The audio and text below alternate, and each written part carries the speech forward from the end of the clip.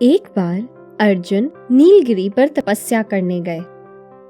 द्रौपदी ने सोचा कि यहाँ हर समय अनेक प्रकार की विघ्न बाधाएं आती रहती हैं। उनके शमन के लिए अर्जुन तो यहाँ है नहीं, अतः कोई उपाय करना चाहिए। यह सोचकर उन्होंने भगवान श्री कृष्ण का ध्यान किया। भगवान वहां उपस्थित हुए तो द्रौपदी ने अपने कष्टों के निवारण हेतु कोई उपाय बताने को कहा। इस पर श्री कृष्ण बोले, एक बार पार्वती जी ने भी शिव जी से यही प्रश्न किया था, तो उन्होंने कहा था कि करवा चौथ का व्रत गृहस्थी में आने वाली छोटी मोटी विघ्न बाधाएं को दूर करने वाला है। यह पति प्रकोप को भी दूर करता है। फिर श्री कृष्ण ने द्रौपदी को एक कथा सुनाई। प्राचीन काल में एक धर्मपरायण ब्राह्मण के 7 पुत्र तथा 1 पुत्री थी। बड़ी होने पर पुत्री का विवाह कर दिया गया। कार्तिक की चतुर्थी को कन्या ने करवा चौथ का व्रत रखा। 7 भाइयों की लाडली बहन को चंद्रोदय से पहले ही भूख सताने लगी।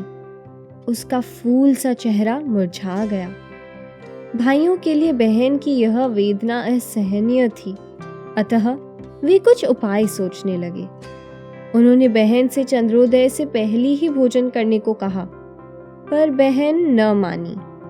तब भाइयों ने स्नेहवश पीपल के वृक्ष की आड़ में प्रकाश करके कहा, देखो चंद्रोदय हो गया, उठो अर्घ्य देकर भोजन करो।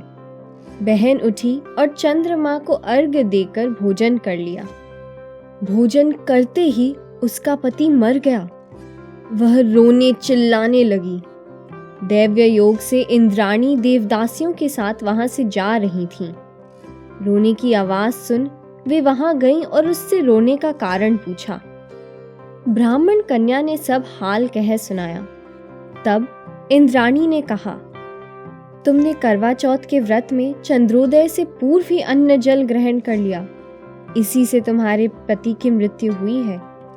अब यदि तुम मृत पति की सेवा करती हुई 12 महीनों तक प्रत्येक चौथ को यथाविधि व्रत करो, फिर करवा चौथ को विधिवत गौरी, शिव, गणेश, कार्तिकेय सहित चंद्रमा का पूजन करो और चंद्र उदय के बाद अर्घ्य देकर अन्न जल ग्रहण करो, तो तुम्हारे पति अवश्य जीवित हो उठेंगे।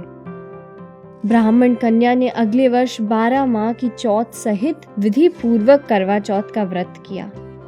व्रत के प्रभाव से उनका मृत पति जीवित हो गया। इस प्रकार यह कथा कहकर श्री कृष्ण द्रौपदी से बोले, यदि तुम भी श्रद्धा एवं वृद्धि पूर्वक इस व्रत को करो तो तुम्हारे सारे दुख दूर हो जाएंगे और सुख सौभाग्य धन धान्य में वृद्धि होगी। फिर द्रौपदी ने श्री कृष्ण के कथनानुसार करवा चौथ का व्रत रखा। उस व्रत के प्रभाव से महाभारत के युद्ध में कौरवों की हार तथा पांडवों की जीत हुई।